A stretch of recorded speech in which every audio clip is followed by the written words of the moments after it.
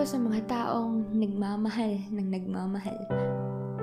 Pero sila yung tumapos ng isang relasyon, hindi dahil sumusuko na, hindi dahil sa mahina sila, kundi dahil napapagod na. Pagod nang manatili sa taong una pa lang ay malinaw ng di ikaw ang pinili. At napapagod nang magmakaawa sa pag-ibig na ni minsan ay di binigay sa'yo. Yung kahit na anong gawin mo, mananatili kang mahina dahil binili mong magpaalipin sa nararamdaman mo. Pero sa pagkakataong ito, hindi na ako yung taong muling luluhod sa harapan mo para lang mahalin mo. Hindi na ako yung taong nagpapakatanga sa'yo kasi marupok nga ako. Oo, mahal kita. At kung tatanungin ako ngayon, ay pipiliin ko pa rin mahalin ka. Pero bibitaw ako. Kahit na alam kong ako yung masasaktan, tatalikod ako.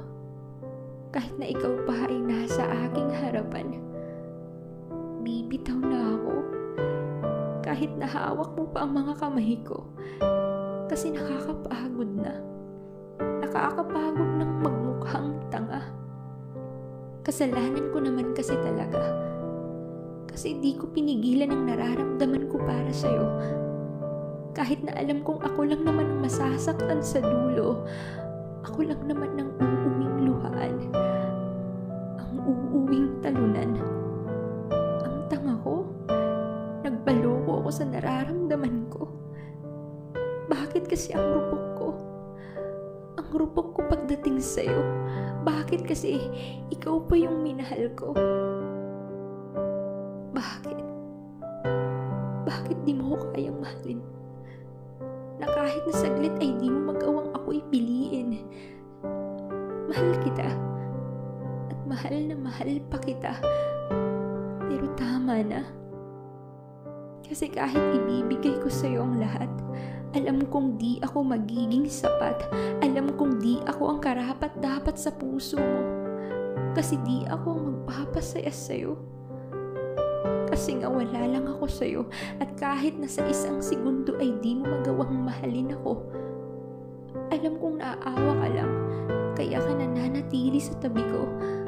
Pero ramdam ko. Alam ko na pinipilit mo ang puso mong mahalin ako. Ramdam ko na nahihirapan kang makasama ako. Kasi nga di ako ang mahal mo. Kaya bibitaw ako.